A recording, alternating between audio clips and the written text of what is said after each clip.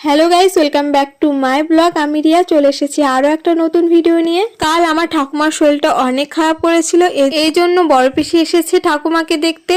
আর সকাল সকাল আমি আর পিসি উঠে পড়েছি। আমি উঠে বাসি ঘরগুলো ঝাড় দিয়ে বিছানা তুলে নিয়েছি। আর এখন দেখছি পিসি গোবর মাটি গুলে নিয়ে এসেছে ঘরে রান্নাঘর লেপার জন্য। আমি প্রায় 20 দিন ধরে রান্নাঘর লেপি না, আর রান্নাঘরে আসিও না রান্না করতে, গ্যাসেই রান্না করি। তাই রান্নাঘরটা অনেকদিন ধরে লেপা হয় না। আর উনানটাও একটু মোটা হয়ে গেছিল, আমি লেপতে লেপতে একদম মোটা করে ফেলেছি। মোটা তো করে ফেলেছি, কিন্তু কখনোই আমি এমন ভাবে সুন্দর করে চেঁচে লেপতে পারতাম না। তাই কালকে রাতেই পিসিকে বলে রেখেছিলাম, যখন তুই এসছিস তাহলে আমার উনানটা ভালো করে লেপে চেঁচে দিয়ে যাবি। আর আজ সকালে উঠে দেখি পিসি একদম রেডি হয়ে গেছে রান্নাঘর লেপার জন্য, গোবর মাটি নিয়ে এসেছে। আর তোমরা দেখতেই পাচ্ছ আমার পিসি কত সুন্দর করে উনানটাকে চেঁচে নিয়েছে। আমি আমার পিসিকে তুই বলি বলে কেউ আবার বাজে কমেন্ট করতে এসো না, এটা একদম আমাদের খুবই পার্সোনাল।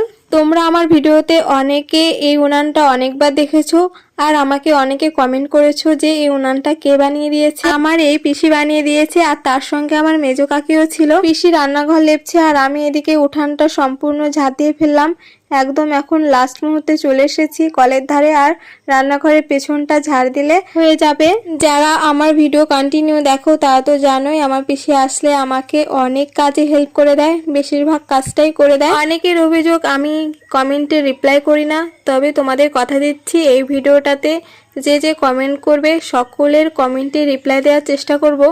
আসলে আমি ভিডিও করি, একটু এডিট করি, তাছাড়া বাড়িতে কাজবাজ করি, তো আর কমেন্টে রিপ্লাই দেওয়া হয় না। কিন্তু আমি সবার কমেন্ট পড়ি যখনই টাইম পাই, যে দেখি কে কি কমেন্ট করেছে। আমার উঠান ঝাড় দিতে দিতে আমার পিসি রান্নাঘরটা দেখো কত সুন্দর করে লেপে ফেলেছে। আর উনানটাকে দেখো, জাস্ট ওয়াও, এত সুন্দর উনান বানাতে পারেন আমার পিসি। আমার পিসি সমস্ত কাজই ভালো পারে, সেলাই কাজ, তারপর আগে না সেলাইয়ের মাধ্যমে সুন্দর সুন্দর ঠাকুর, কালী ঠাকুর এইসব বানাতো, লক্ষ্মী ঠাকুর, অনেক রকমের কাজ জানে। সেই কাজের আমরা কও জানি না। তারপর আমি বাসনগুলো ধুয়ে নিয়ে আসলাম কালকে। অনেক দিন ধরে রান্নাঘরে যাওয়া হয় না বলে রান্নাঘরের পিঁড়িগুলোরও অবস্থা খারাপ হয়ে গেছিল, এগুলো আর না ধুলে বসা যেত না, তাই পিসি ধুয়ে দিল।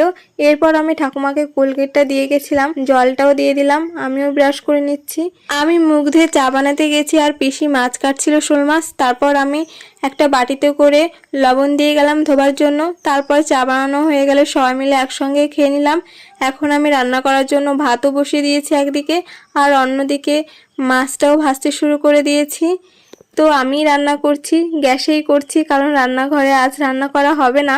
উনানটা সবে সুন্দর করে চেঁচে লেপেছে, তো মাটি দেওয়া হয়েছে। তাই আমি যদি এখন রান্না করতে যাই